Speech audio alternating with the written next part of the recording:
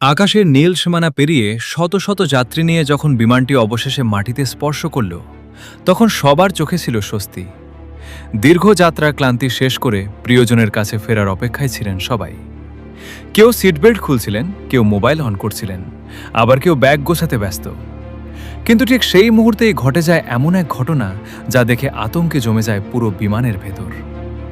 চোখের পলকে এক যাত্রী হঠাৎ করে বিমানের দরজার দিক ছুটে যান। কেউ কিছু বুঝে ওঠার আগেই চলন্ত বিমানের ভেতর থেকে নিচে লাফিয়ে পড়েন তিনি। মুহূর্তে চিৎকারে কেঁপে ওঠে পুরো কেবিন। যাত্রীরা ভয় আর আতঙ্কে হতবাক হয়ে পড়েন।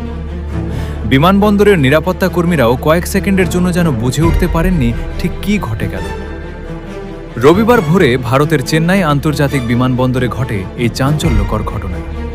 সংযুক্ত আরব আমিরাতের শারজাহ থেকে আসা একটি ফ্লাইট রানওয়েতে চলছিল, ঠিক তখনই এই ভয়ঙ্কর ঘটনা ঘটে।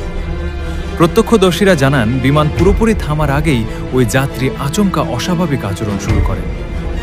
কেবিন ক্রুরা কিছু বুঝে ওঠার আগেই তিনি দরজার দিকে এগিয়ে যান। এরপর যা ঘটল তা যেন সিনেমার দৃশ্যকেও হার মানায়।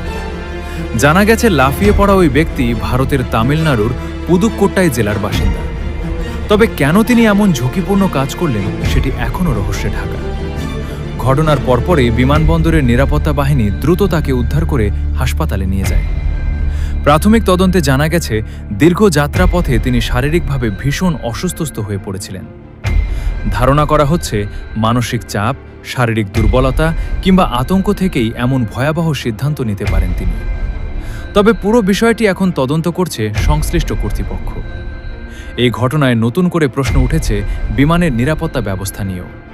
কারণ চলন্ত অবস্থায় কিভাবে একজন যাত্রী এমন কাজ করতে পারলেন তা নিয়ে আলোচনা শুরু হয়েছে সামাজিক যোগাযোগ মাধ্যমেও।